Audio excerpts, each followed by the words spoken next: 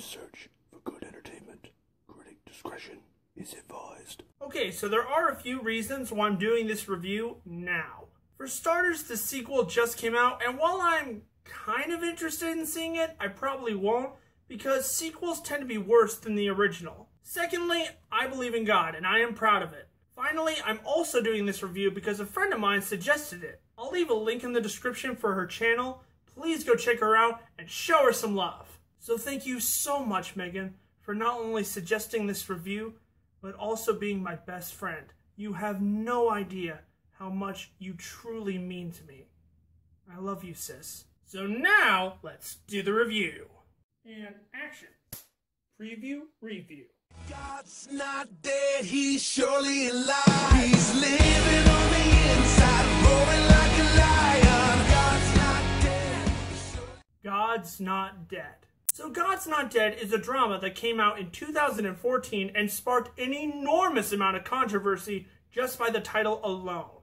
The film follows Josh, played by Shane Harper, who is a devoted Christian and proud of his beliefs. Unfortunately, this causes a major clash between him and his new philosophy professor, played by Kevin Sorbo, who not only doesn't believe in God, but he enforces that statement. On the first day, he makes the whole class write out 3 words.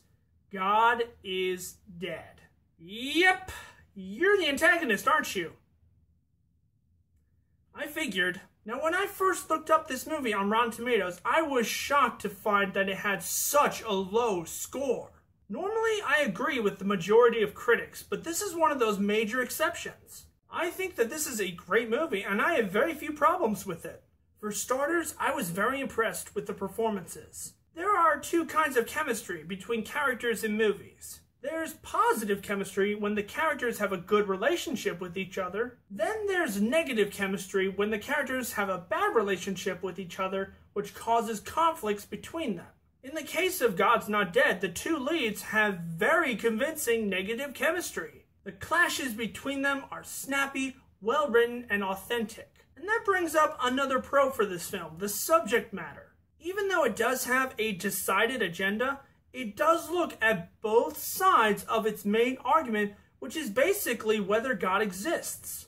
If it was completely biased, I would have been a little disappointed, but it does allow a few rebellious voices to slip into its debate, which challenges whatever you believe in. I also love the soundtrack for this film.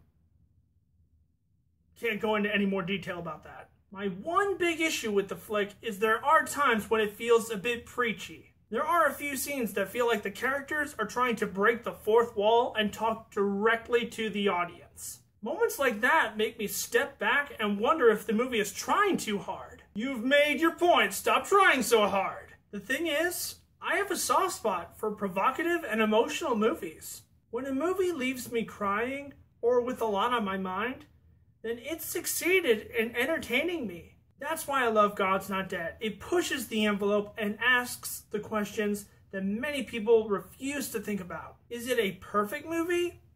No, not quite. But I am still going to give God's Not Dead a well-deserved 4.5 out of 5. So have you seen God's Not Dead? Did you see it? What did you think about it? And are any of you planning on seeing God's Not Dead too? Let me know in the comments if any of you think that I should see it. But whatever you think, comment below, let me know. And if you enjoyed this video, punch that like button, and I'll see you guys next time on Preview Review. Thanks for watching.